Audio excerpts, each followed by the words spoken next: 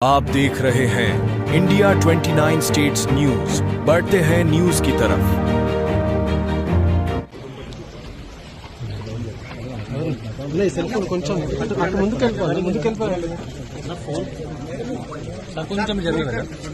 కూకట్పల్లి నియోజకవర్గం నల్ల చెరువు బఫర్ జోన్ లో ఉన్నటువంటి బుచ్చమ్మ గారు ఈ హైడ్రా అధికారుల వేధింపులు భరించలేక ఎప్పుడు తన ఇల్లు కూలగొట్టారనేటువంటి ఒక ఆందోళనతో నిన్న ఆత్మహత్య చేసుకోవడం జరిగింది.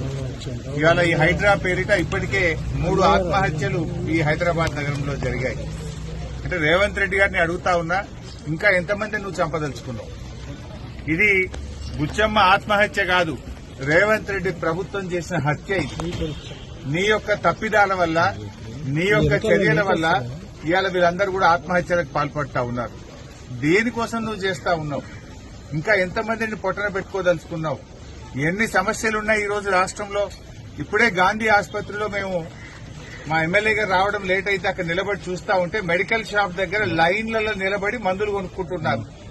అంటే గాంధీ లాంటి ఆసుపత్రిలో కనీసం పేద ప్రజలకు మందులు లేవు. పారాసిటమాల్ గాని, కడుపులో గ్యాస్ వస్తే ఇవ్వాల్సినటువంటి మందులు గాని, సిరప్లు గాని, చిన్న చిన్న మందులు కూడా లేక అన్ని బయటకు రాస్తుంటే మెడికల్ షాపుల్లో మందులు కొనుక్కుంటున్నారు.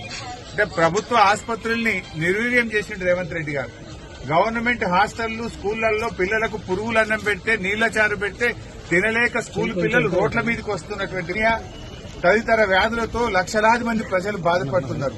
ఆ పనుల మీద రివ్యూ చేయవా అంటే కూల్చే పని మీద పడ్డడినా. నువ్వు కట్టే పని చేయి, హైదరాబాద్ నిలబెట్టే ప్రయత్నం చేయి, కానీ ఈ పిచ్చి ప్రయత్నాలు మానుకో, కూల్చివేతలు మానుకో, పేద ప్రజల ఉసురు పోసుకోవద్దని రేవంత్ రెడ్డి ప్రభుత్వాన్ని హెచ్చరిస్తున్నాం. వెంటనే అన్ని పార్టీల అఖిలపక్ష సమావేశాన్ని పిలవండి. హైదరాబాద్ జీహెచ్ఎంసీ పరిధిలో ఎమ్మెల్యేలతో సమావేశం పెట్టండి. వాళ్ళందరి అభిప్రాయాలు తీసుకోండి. ఎవరిచ్చిన అనుమతులు? నీ కాంగ్రెస్ ప్రభుత్వ హయాంలో, గత తెలుగుదేశం ప్రభుత్వ హయాంలోనే వాళ్ళ ప్లాట్లు రిజిస్ట్రేషన్లు అయినాయి. వాళ్లకు గ్రామ పంచాయతీలు, మున్సిపాలిటీలు పర్మిషన్లు ఇచ్చిండ్రు. వాళ్లకు నల్ల బిల్లు కడుతున్నారు, కరెంటు బిల్లు కడుతున్నారు, మున్సిపల్ ట్యాక్స్ కడుతున్నారు. కొన్ని సంవత్సరాల నుంచి వాళ్ళు అక్కడ జీవిస్తా ఉన్నారు. 30 ఏళ్లు 40 ఏళ్ల నుంచి జీవిస్తా ఉంటే నువ్వు నేలమట్టం చేసే అధికారం నీకు ఎవడిచ్చాడు అని మేము అడుగుతా ఉన్నాం. మూసీ సుందరీకరణ పేరిట వేల మంది ప్రజలను నిరాశ్రయం చేసే ప్రయత్నం చేస్తున్నావు.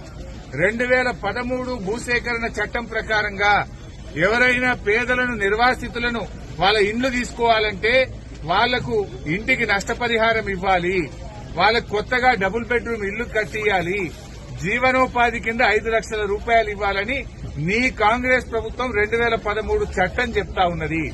కానీ నువ్వు ఎక్కడో ఒక డబుల్ బెడ్రూమ్ ఇస్తా ఇల్లు కాల్ చేసుకోండి అంటే పేదల గొంతు నొక్కే ప్రయత్నం చేస్తున్నావు. పేదలకేమో రాత్రి కూలగొడుతున్నావు. ఏ నోటీసు లేదు. కానీ రేవంత్ రెడ్డి తమ్మునికి, బడా బాబులకు నోటీసులు ఇచ్చి స్టేలు తెచ్చుకోమని ప్రభుత్వమే కోర్టులో అఫిడవిట్ వేసింది. ఏమనేసింది? మేం కూలగొట్టాం, మొత్తం ఎఫ్టీఎల్ నిర్ధారించిన తర్వాతనే కూలగొట్టాం అంటే అప్పటిదాకా స్టే అని హైకోర్టు ఇచ్చింది. మరి అన్ని చెరువులకు కూడా ఎఫ్టీఎల్ నిర్ధారణ చేయాలి కదా. మరి గతంలో ఎవరెవరైతే వీడికి పర్మిషన్లు ఇచ్చిండ్రో దాని మీద చర్య తీసుకోవాలి కదా. ఇప్పటికైనా ఈ పిచ్చి ప్రయత్నాలు మానుకోవాలని హితోపలు. India 29 States News. Please support my channel, like, share and subscribe my channel.